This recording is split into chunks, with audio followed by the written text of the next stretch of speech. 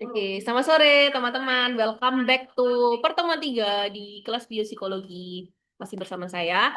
Nah, ini kita membahas mengenai sistem stres. Oke. Nah, di pertemuan lalu kita tuh udah kenalan sama istilah namanya biopsikologi. Kamu udah tahu nggak biopsikologi itu apaan? Udah Sudah tahu. tahu, Bu. Apaan? Ayo, ayo. Biopsikologi. Biologi itu mengajarkan tentang biologis dan Oh psikologis. ye. Yeay. Jeng jeng Yeay. jeng. Nah, benar-benar. Jadi aku pakai bukunya Pinel, benar kata teman-teman. Jadi pendekatan biologis dalam mempelajari psikologi. Nah, kemudian yang kedua, kita tuh juga ingat kalau manusia itu adalah sistem. Jadi apa yang terjadi dalam diri kita itu kayak sistem. Kemudian di luar kita juga ada sistem yang mempengaruhi perilaku kita. Nah, aku mau cerita, mau ngajakin teman-teman untuk lihat yang ini dulu ya. Silakan dicek juga teman-teman.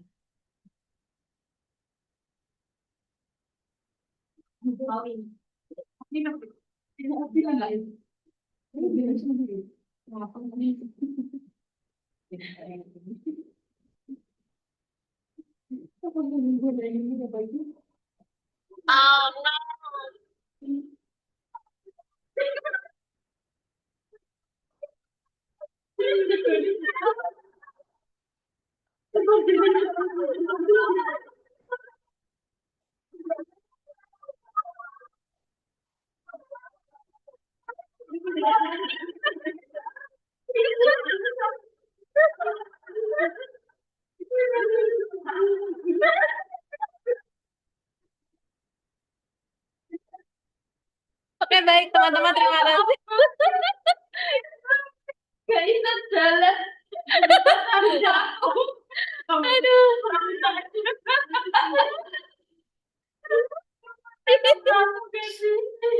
Oke, ini yang kedua, teman-teman, bisa dicermati juga.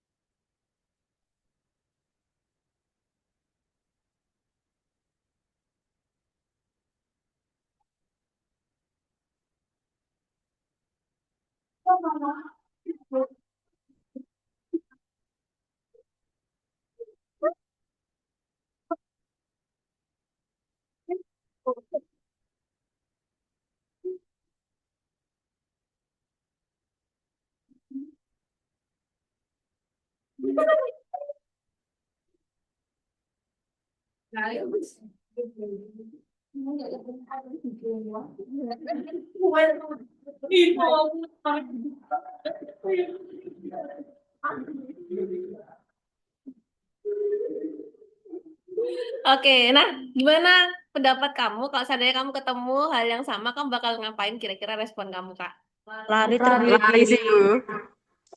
Kalau aku tuh mungkin diem sih, Bu, karena kadang tuh kalau kita takut sama orang, enggak orang juga sih, maksudnya hantu atau apa tuh kita bakal nge-freeze kayak gitu, Bu. Terus, pocong.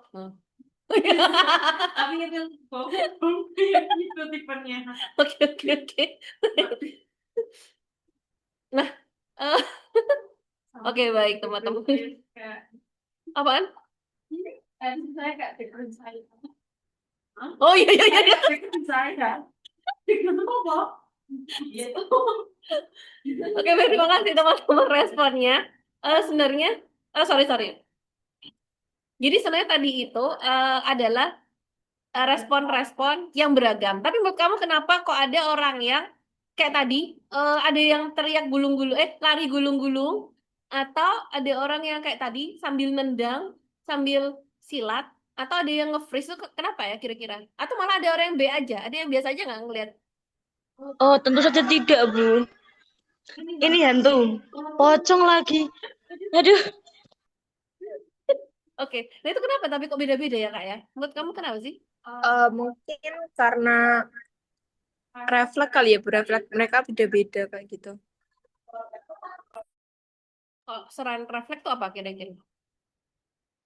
Mungkin pesan yang tersampaikan ke masing-masing otak juga beda. Oke sih, baik. Pesannya beda. Iya, jadi karena menurut aku ya, coba bayangin kamu tuh lagi bangun tidur terus kamu lihat pocong sama kamu lagi di jalan malam-malam tuh kan pasti udah deg-degan dulu nggak sih, udah kayak awas dulu nggak sih, banding kamu baru bangun tidur langsung ngeliat, ya nggak sih? Itu kan juga beda ya di responnya. Kemudian juga gimana?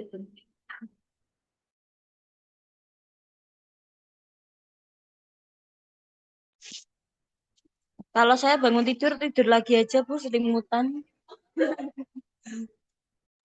Iya baik, terima kasih teman-teman. Nah sebenarnya itu adalah respon macam-macam, namanya respon stres. Nah supaya lebih jelas mungkin boleh lihat video yang berikut ini ya.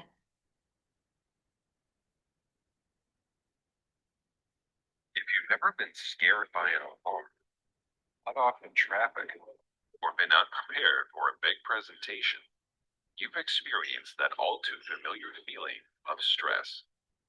But what exactly is the stress response? The concept of stress was coined by physiologist Walter Cannon, who also coined the terms homeostasis and fight or flight response. Cannon was key in identifying the release of epinephrine and norepinephrine from the adrenal glands as part of the body's sympathetic response to stress. Endocrinologist Hans Selye further developed the concept of stress and introduced the general adaptation syndrome while studying rats. The initial alarm stage lasted as long as 48 hours before the subject entered the resistance stage. Here, the body's defenses adapt to better respond to ongoing stressors. From the dawn of existence, stress has been essential to survival, allowing us to react in effective and adaptive ways to acute stressors. But if we are exposed to that intense stress response for too long, it becomes a chronic stress response, and the body enters the exhaustion stage. If the stressor continues and the body has no time to recover, organ systems and the immune response begin to fail, contributing to deteriorating health and even death. Since Oke. Nah, jadi ceritanya kalau boleh aku simpulin ya dari video tadi itu, respon stres itu ada dua tokoh yang awalnya tuh kayak terkenal. Yang pertama tuh Pak Kenan ini. Nah, dia tuh kayak ngasih istilah baru namanya tuh fight or flight atau lawan atau lari. Lawan atau lari kayak gitu. Nah, eh, dia itu memang awalnya penelitiannya di tikus ya teman-teman, tapi sebenarnya kalau di manusia juga kayak gitu mirip. Jadi waktu zaman dulu, waktu apa di purbakala itu kan ada manusia purba. Nah, manusia purba itu kan banyak menghadapi ancaman kan, mulai dari binatang buas kayak atau apa tuh nama suku lain kayak gitu. Nah, kayak gitu. Nah, kamu pernah nggak sih ngerasain kalau pas kamu lagi stres itu antara kamu pingin marah atau kamu kayak lari. Jadi kayak ketemu pocong tadi itu antara kamu lari atau kamu mukul atau malah respon yang ketiga itu malah diem gitu. Nah, itu sih teman-teman. Jadi definisi stres itu sebenarnya kalau buat aku kan setahu ini kan stres itu kan kayak pressure tekanan gitu ya. Tapi ternyata stres itu em, adalah respon supaya kita itu bisa memobilisasi atau menggerakkan atau menggunakan energi untuk melawan atau melarikan diri dari bahaya gitu. Nah, mungkin lanjut ke tokoh kedua. Itu ada namanya pengembangan ya. Jadi si Sela ini mengembangkan dari yang ini fight or flight. Kalau karena kan bilangnya lawan atau lari kan gitu ya. Nah, kalau si Sela ini dia bilang stres tuh ada 4 tahapan gitu. 5, sorry. Jadi pertama tuh kayak pertama kali stres jadi deg-degan. Jadi kalau ketemu pocong langsung deg-degan dan sebagainya. Terus kalau kamu terus-terusan dihantui pocong gitu ya. Jadi kamu tuh misalnya amit-amit ya. Amit-amit gitu. Itu kamu tuh kayak udah mulai ada daya tahan untuk ngelawan pocong. Tapi kamu tuh sudah kayak masih stres juga gitu loh. Kayak gitu. Nah, kemudian kalau kamu kelamaan dihantui pocong, lama-lama kamu capek. Apa apa kayak fisik itu keluar lagi yang namanya deg-degannya, yang capeknya. Nah, kelamaan kalau terlalu terus dihantui dan masa stres, itu jadi kayak gitu tekanan darahnya naik lah, kemudian kamu sakit-sakitan. Ada nggak sih kalau lagi stres sakit itu? Iya, stres Iya, sakit. iya, iya, Bu, bener. Kayak gitu. Nah, Meriang. oh iya, nggak usah nonton ya, Hil ya. Nah, kayak gitu. Nah, pertanyaan aku itu apa namanya? Ada chat loh. Jadi sudah gini, kamu tuh ketika stres, badan kamu tuh membentuk suatu apa ya, mekanisme untuk gimana caranya kamu tuh menghadapi stres. Nah, kamu ngelawan atau ngelari kayak gitu. Nah, tapi kenapa kok bisa orang itu tahu ini yang bikin aku stres, mana yang enggak? Kayak gitu itu kenapa ya kira-kira? Jadi eh, kenapa kok ada orang yang oh ini yang bikin aku stres, ini nggak bikin aku stres. Terus kayak tadi ya, kenapa kok responnya orang beda-beda, ada yang B aja, ada yang lari, ada yang ngelawan kayak gitu. Nah, setahu aku tuh yang kayak gitu adalah ini namanya amigdala. Jadi amigdala tuh bagian otak bagian di otak yang kecil banget kayak kacang almond. Itu yang dia tuh sensitif terhadap mengenali apakah itu berbahaya atau enggak sama kamu. Nah, kalau mengenali bahaya atau enggak itu biasanya muncul adalah perasaan takut, cemas, khawatir. Kamu pernah nggak sih takut tentang masa depan akhirnya cemas? Itu juga bahaya kan buat kamu gitu loh. Heeh. Atau malah kamu marah. Pernah nggak sih kamu tuh marah tapi sebenarnya kamu dalam hati tuh kayak takut, takut kehilangan.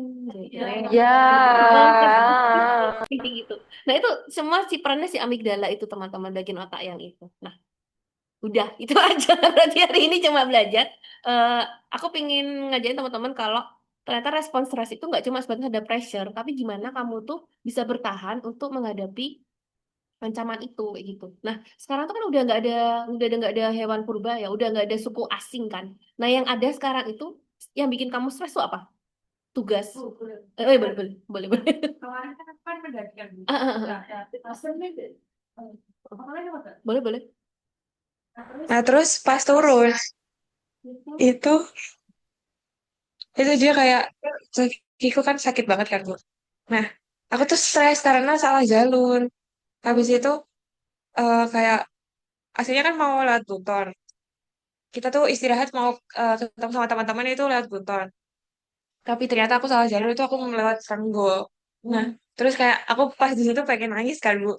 Cuma kayak aku merespon kayak aduh ini udah dibantuin sama teman masa aku nangis gitu kan masa aku tambah ngerepotin mana udah telat sendiri masa kayak aku paling terakhir gitu kan jadi kayak aku asalnya dari sakit pengen istirahat istirahat mulu jadi kayak aku harus melawan gitu aku pasti bisa ayo kita cepet turun biar harus sampai pos apa namanya pos 1 base camp ya.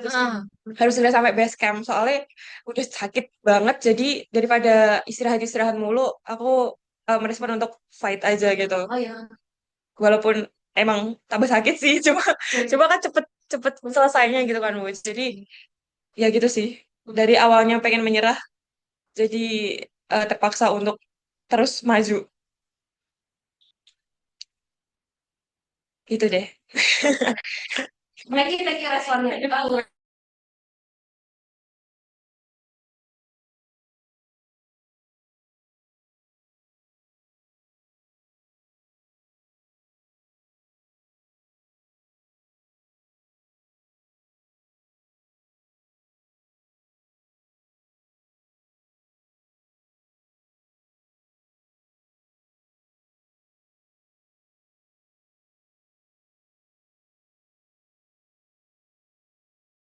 Gue ulangi ya, saya ulangi. Nah, jadi kalau setahu saya aku baca ya, itu katanya orang itu pada basically ketika ada stres datang, dia tuh akan ngelawan atau fight dulu gitu.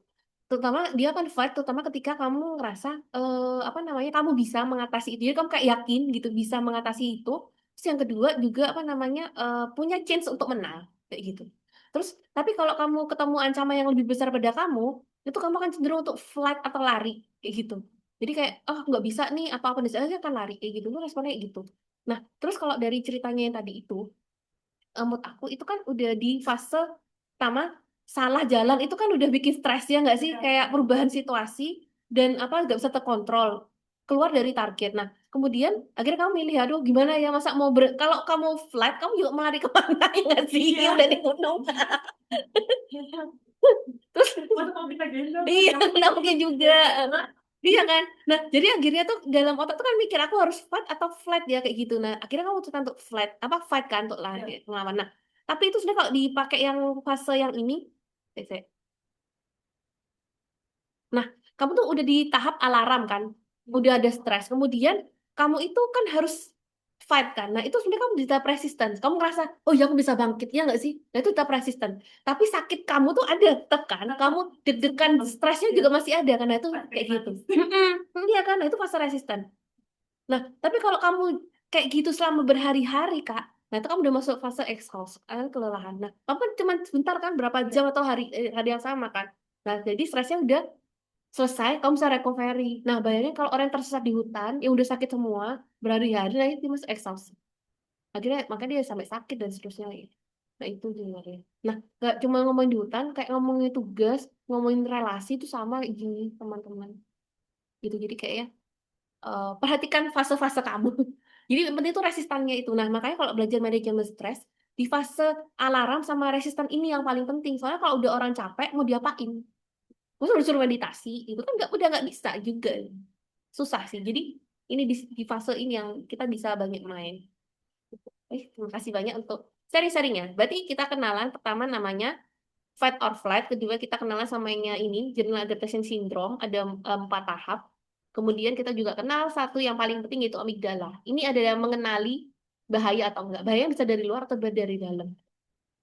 Oke, baik. Terima kasih banyak teman-teman untuk pertemuan 3. Sampai jumpa di pertemuan selanjutnya. Bye. Terima kasih, Bu. Terima kasih, Bu.